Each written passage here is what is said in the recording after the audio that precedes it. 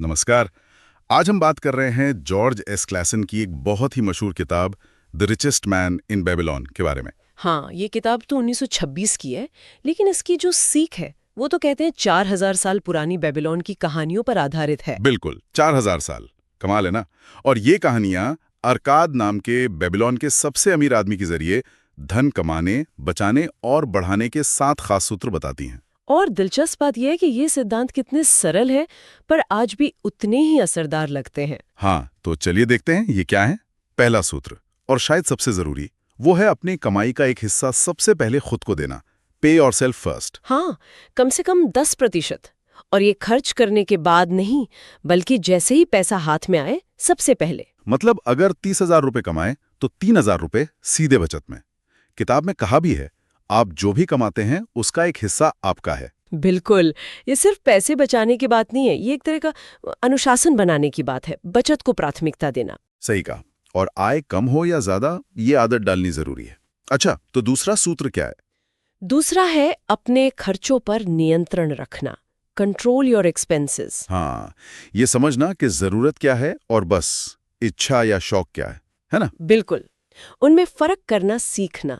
किताब भी यही कहती है, अपने खर्चों का बजट बनाओ ताकि जरूरतों, इच्छाओं और हाँ, बचत के लिए भी पैसा हो। वरना होता ये कि सारा पैसा ईएमआई, किराया, खाना पीना, घूमना इसी में निकल जाता है। सही।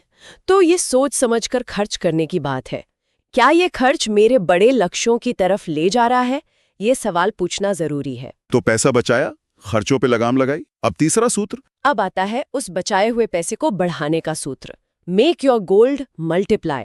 सिर्फ बचा कर रखना काफी नहीं। उसे काम पर लगाना, निवेश करना, ताकि पैसा और पैसा कमाए। हाँ, जिसे कंपाउंडिंग कहते हैं। हाँ, कंपाउंडिंग, चक्रवृद्धि। यही तो असली जादू है। समय के साथ छोटे छोटे निवेश भी मिलकर बड़े बन जाते हैं, जैसे कि फिक्स डिपॉजिट में, म्यूचुअल फंड में या शायद किसी छोटे बिजनेस में। हाँ, बिल्कुल।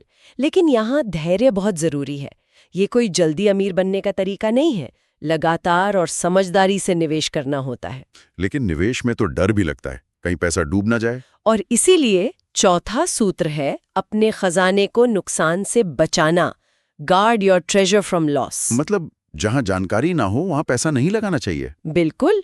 और जल्दबाजी में, किसी के कहने पर या जल्दी मुनाफे के चक्कर में तो बिल्कुल नहीं। आजकल कितने स्कैम होते हैं। हाँ, वो क्रिप्टो वाले या जल्दी डबल करने वाले। सही।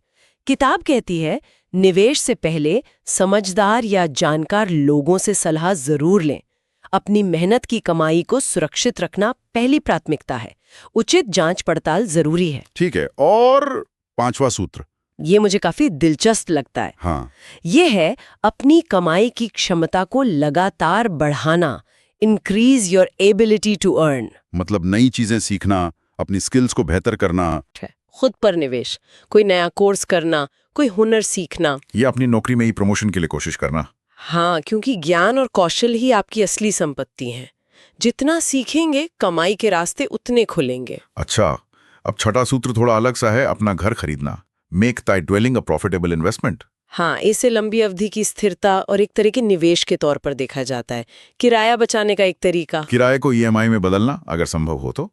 किताब कहती है अपना घर बनाओ। हाँ, ये एक भावनात्मक सुरक्षा भी देता है, पर इसे हमेशा लाभकारी निवेश कहना ये थोड़ा बहस का मुद्दा हो सकता है।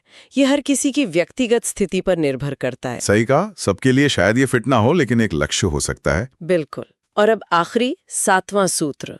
भविष्य के लिए योजना बनाना। Plan for the future. हाँ, मतलब रिटायरमेंट हरम, कोई इमरजेंसी आ जाए, परिवार की ज़रूरतें, इन सब के लिए पहले से सोचना।